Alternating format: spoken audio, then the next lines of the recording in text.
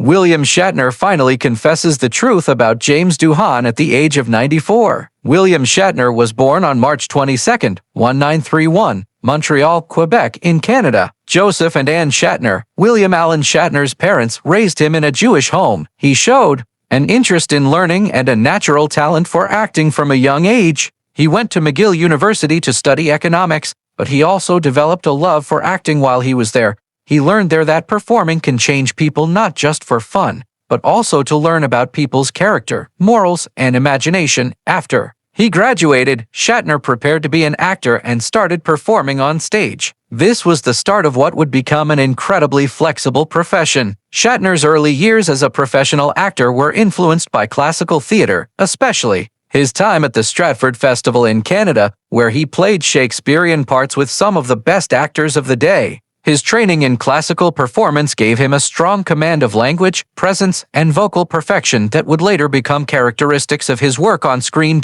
In the 1950s and early 1960s, he made the switch to movies and TV. He had a lot of guest roles and supporting roles, such as in Alfred Hitchcock Presents, The Twilight Zone, and Judgment at Nuremberg. These roles showed that the actor could be intense, smart, and emotionally complex long before he became famous. In 1966, Shatner was cast as Captain James T. Kirk in Star Trek, which made him famous for sure. Shatner played the charming and honorable captain of the Starship Enterprise, making one of the most famous characters in TV history. His portrayal of Kirk, a leader who was brave, morally strong, and deeply believed in the potential of humanity, helped Star Trek become more than just a science fiction show. It became a cultural and intellectual phenomenon. The show gave people hope for the future during a time of societal change by focusing on working together, accepting differences, and being morally responsible. Shatner's performance was a big part of that idea. He was both strong and weak, smart and passionate. Star Trek had a hard time getting good ratings at first and was canceled after 3 seasons,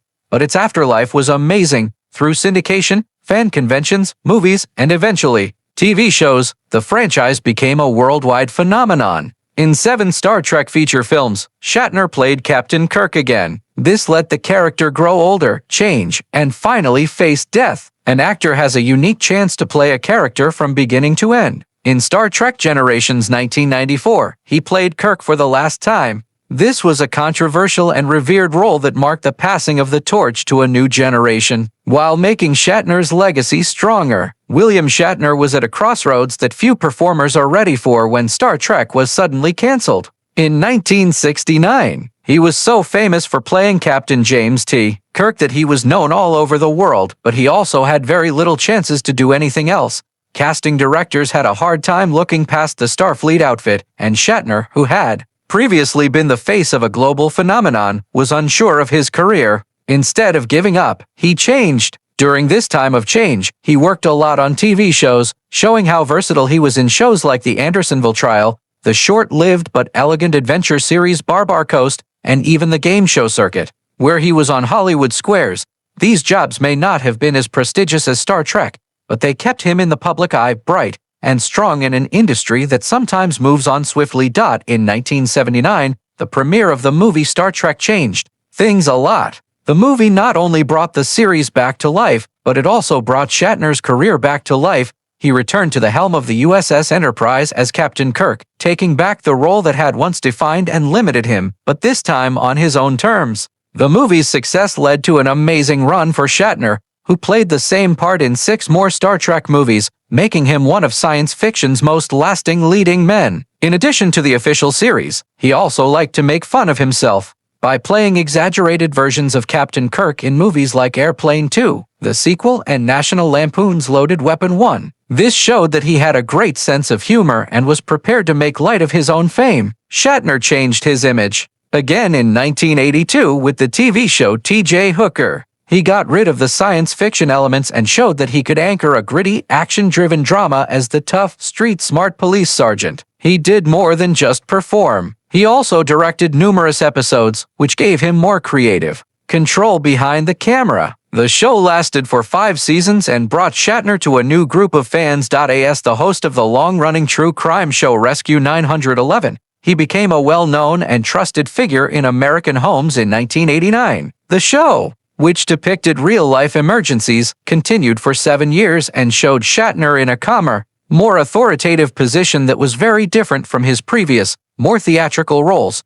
Shatner also tried his hand at writing during this time. He co-created and wrote the Tech War series, starting with the book Tech War, because he loved science fiction and the future. The novels did well in stores, and they were later made into TV movies and a short-lived series. This shows that he was able to build on his reputation beyond only performing. One of the most amazing changes in his latter career was when he played the over-the-top, self-centered lawyer Denny Crane on The Practice. What started as a recurrent role swiftly turned into a breakout performance that wowed audiences with its blend of arrogance, vulnerability, and razor-sharp humor. The character was so well-liked that it led to the creation of the spin-off show Boston Legal in 2004, when Shatner's work got a lot of praise from critics and won a lot of prizes. People said his performance was one of the best of his career, changing how people saw him as a television star and as a very talented character actor. Shatner's autobiography, Up Till Now, came out in 2008 and looked back on his amazing life and career.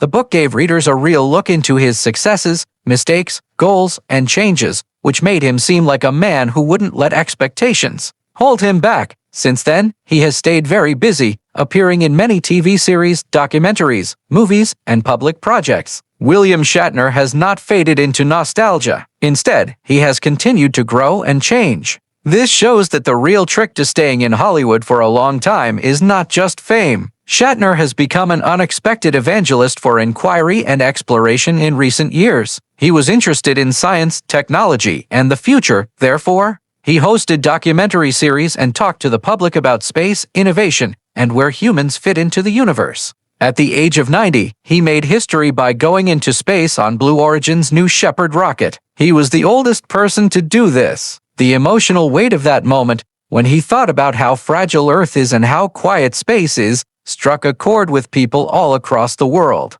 It was a fitting end to a lifetime of visualizing the universe. His personal life, like his famous work, was full of love, hope, heartache, and incredible strength over the years. On August 12, 1956, at the start of his rise to fame, he married actress Gloria Rand. Many people thought this would be a long-lasting relationship. They formed a family together and had 3 girls who will always be a big part of his life. Their marriage lasted for 13 years, but it ended in divorce because of the stress of Hollywood, celebrity, and busy jobs. A modest yet important change in his life. In 1973, he fell in love again and married Marcy Lafferty. This would be his longest marriage. Their marriage lasted for more than 20 years, and it went through both good and bad times as his work changed and his public image developed. Even though they didn't have kids together, their partnership was a time of stability and friendship. But after 23 years, the marriage ended in 1996, which was the end of a very important time in his life. Soon after that, the saddest part of the story began. He married actress Naren Kidd in 1997. Their romance was full of passion, but it was also hard because of personal problems. 2 years later, tragedy struck when Kidd drowned in a swimming pool. Alcohol and Valium had a role in her demise. The loss was quick, heartbreaking, and very public. It left an emotional scar that would change the way he thought about love, loss, and how fragile life is forever. Even though he was really sad, he didn't give up on the idea of love. He married Elizabeth Joyce Martin in 2001, starting a new life based on friendship and love. Their marriage lasted almost 20 years, which shows how strong they were and how much they helped each other. They finally broke up in 2020. William Shatner is 94 years old, which means he is at an age when thinking about the past comes easily and holding back is no longer essential. Time has made old rivalries less strong and given people a clearer view. And now that things are clear, Shatner has finally talked about his long-standing Star Trek co-star, James Doohan, with honesty and depth. For years, people thought there was tension between the two men, which didn't fit with the friendship they saw on film. Shatner has chosen honesty over prudence in the last years of his life and career. He has revealed a truth that is more complicated, kind, and generous than the stories that used to surround them. Shatner has said that the environment on the original Star Trek set wasn't always friendly when they first started working together. Fame came out of nowhere. Egos were weak, and working long hours under a lot of stress made every little thing worse. We were all young men who had been thrown into something much bigger than we could understand. Shatner thought about it. None of us knew that Star Trek would become a cultural landmark when it first started. We were just trying to stay alive through the work, the pressure, and ourselves. In that setting, it was impossible to avoid misunderstandings. Shatner also says that he didn't always perceive Doohan clearly or fairly. James Doohan, who played the popular Montgomery Scotty Scott, brought warmth, humor, and a calm professionalism to the stage. But Shatner admits that he didn't give him enough credit at first. Jimmy didn't brag about how good he was, and I didn't always pay attention to what he was delivering. He said, "That's my fault. I was too busy running the show to notice the kindness right next to me." These statements are a big change from how Shatner used to be defensive. They show that he has grown emotionally over the years. As the years went by and Star Trek became a worldwide hit, it was clear that Doohan had a strong bond with fans. Shatner now talks honestly about seeing that link with appreciation instead of jealousy. "I noticed how people became excited when they spotted Jimmy. He stated they didn't just like Scotty, they adored him. He made people feel like they were important, which is a unique gift." Shatner says that Doohan's legacy went far beyond the screen. Engineers, astronauts, and visionaries who regarded Scotty as a symbol of hope and creativity were inspired by him. Shatner has also talked about the long-running rumors that they were not getting along, although he did it with a tone of remorse instead than denial. He made it clear that we were never adversaries, but we weren't as close as we could have been.